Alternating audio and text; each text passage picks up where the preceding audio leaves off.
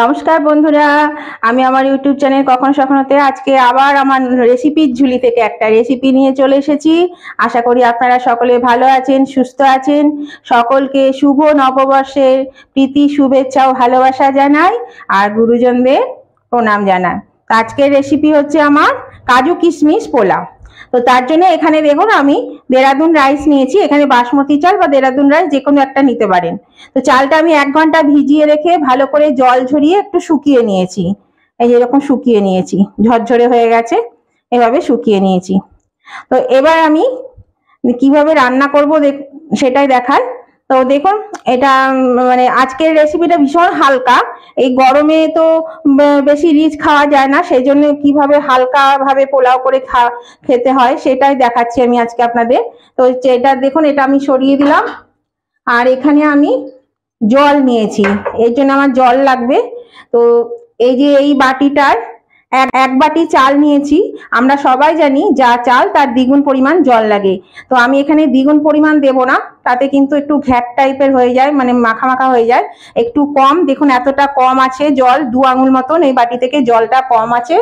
আর এর সঙ্গে আমি এই যে এই কাপে হাফ কাপ মতো দুধ দেব। তো এই জলটা আমি এখানে দিয়ে দিলাম, দুধটা আমি এখন দেব না। আর এখানে আমার কিছু জিনিস লাগবে। এই যে দেখুন, তেজপাতা, এখানে কিশমিশ, এখানে কাজু, এখানে সাজিরে, তারপরে এখানে আছে গরম মশলা, এখানে আছে শামরিচ গুঁড়ো, এখানে গোটা থাকলে গোটা দেবেন। এটা জায়ফল গুঁড়ো একটু নিয়েছি, আর জয়িত্রী খানিকটা নিয়েছি। তো এবার আমি এই যে এখানে জলটা নিয়েছি, জলটার মধ্যে গরম মশলা আর তেজপাতাটা আমি দিয়ে দেব। দিয়ে জলটা আমি ভালো করে ফুটিয়ে নেব। আমি পাশের গ্যাসে জলটা ভালো করে ফুটিয়ে নিই।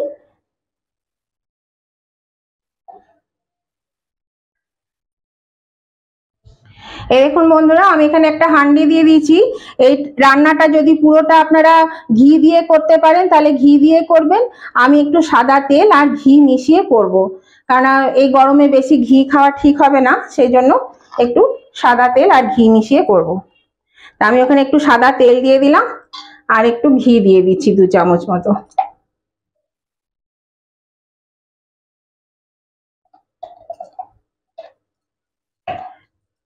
এটা আস্তে আস্তে গলতে থাকুক।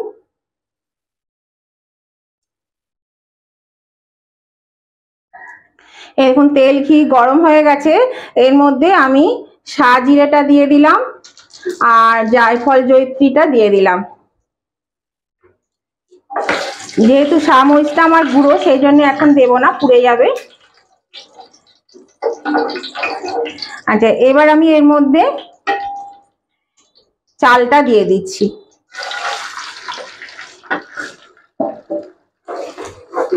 চালটা দিয়ে আমি একটু ভালো করে নেড়ে নেব।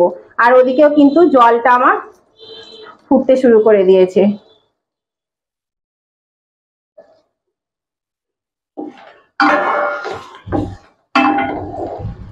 এটা দিয়ে আমি ভালো করে এবার নেড়ে নিচ্ছি। একটু আঁচটা বাড়িয়ে দিলাম।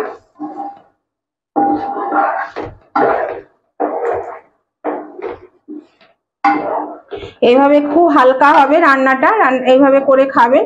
গরমকালে আমরা ফ্রাইড রাইস পোলাও সাধারণত খেতে চাই না খুব গরমের জন্য, তো একটু মাঝে সাঝে তো খেতেও ইচ্ছা করে, বা কোনো জন্মদিন বা কিছু থাকলে তখন রান্না করতেও হয়। তো তখন এইভাবে রান্না করে খাবেন, দেখবেন ভালো লাগবে খেতে।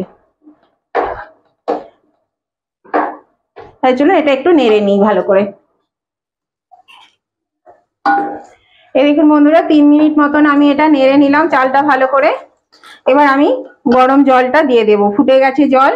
এই জলটা আমি এর মধ্যে ঢেলে দিচ্ছি।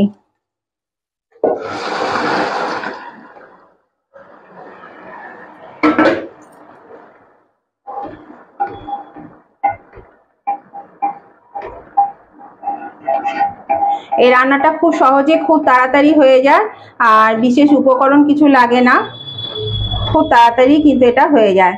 এটা আমি 3-4 মিনিট মতন ফুটিয়ে নিচ্ছি, ঢাকা দিয়ে দিচ্ছি। এটা ঢাকা দিয়ে দিলাম। এরকম বন্ধুরা, এবার আমি ঢাকাটা একটু খুলে দিচ্ছি, চালটা ফুটছে। দেখুন জলটা ফুটছে। এবার আমি এর মধ্যে দিয়ে দেব দুধ। দুধটা কিন্তু নর্মাল টেম্পারেচারেই রাখা। আর বাকি দেব এখানে নুন, চিনি নিয়েছি, আর এগুলো তো আপনাদের দেখিয়েছি, এগুলো আমি সবই দিয়ে দিচ্ছি এবার এর মধ্যে।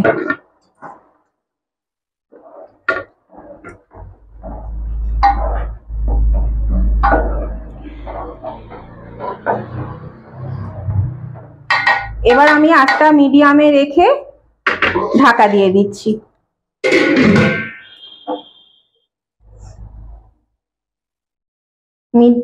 লো টু মিডিয়ামে দিয়ে দিলাম, দিয়ে ঢাকা দিয়ে দিলাম, মিনিট 10 জন্য ঢাকা দিলাম।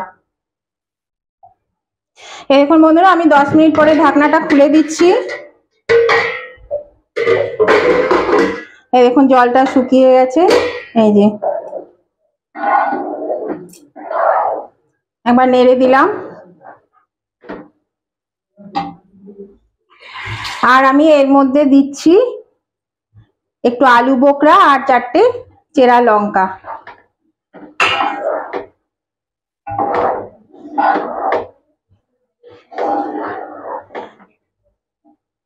আবার আমি এটা ঢাকা দিয়ে রেখে দেব।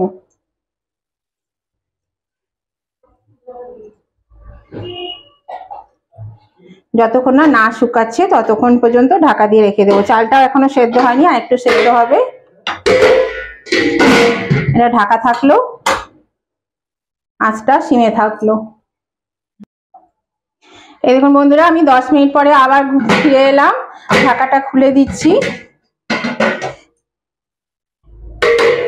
এই দেখুন বেশ সুন্দর ঝরঝরে হয়ে গেছে।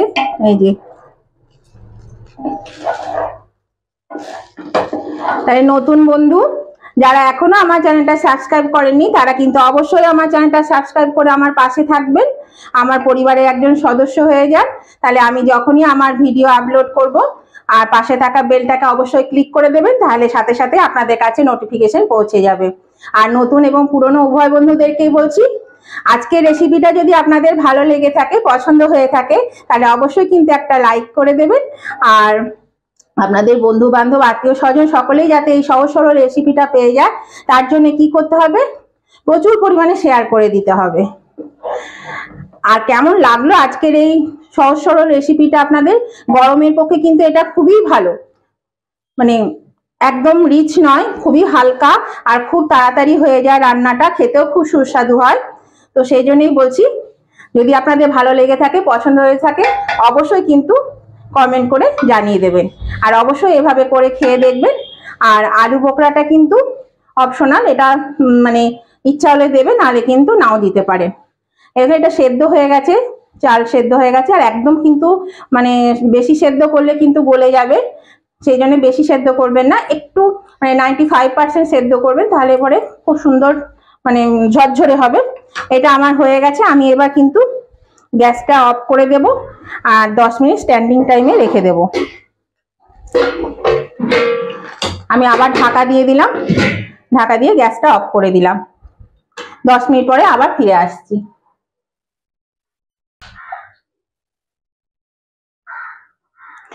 এই দেখুন বন্ধুরা আমি 10 মিনিট পরে আবার ঢাকনাটা খুলে দিচ্ছি, দেখায় আপনাদের কেমন হয়েছে।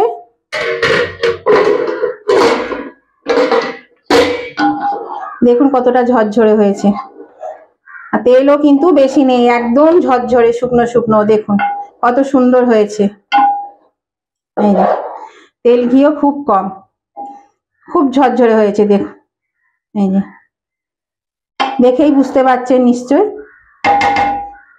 তাহলে নতুন বন্ধু অবশ্যই কিন্তু আমার চ্যানেলটা সাবস্ক্রাইব করে দেবেন যদি সাবস্ক্রাইব না করে থাকেন।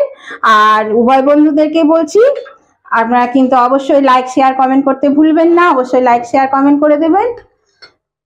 কেমন হয়েছে রেসিপিটা সেটা অবশ্যই কমেন্ট করে জানিয়ে দেবেন। আমি এখানে একটু তুলে দিলাম।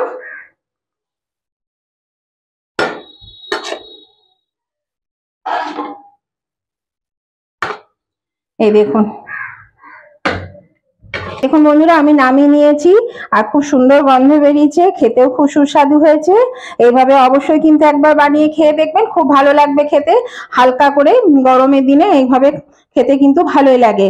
আর এটা মাটন বা চিকেন কষা দিয়ে খেতে খুবই ভালো লাগে। তাছাড়াও পনির দিয়েও খেতে পারেন, যার যেমন পছন্দ, বা আলুর দম দিয়েও খাওয়া যায়, খুব সুন্দর লাগে খেতে, ভালোই লাগবে। তো ভিডিওটা আপনাদের যদি পছন্দ হয়ে থাকে তাহলে কিন্তু অবশ্যই লাইক শেয়ার কমেন্ট করতে ভুলবেন না, কমেন্ট করে দেবেন।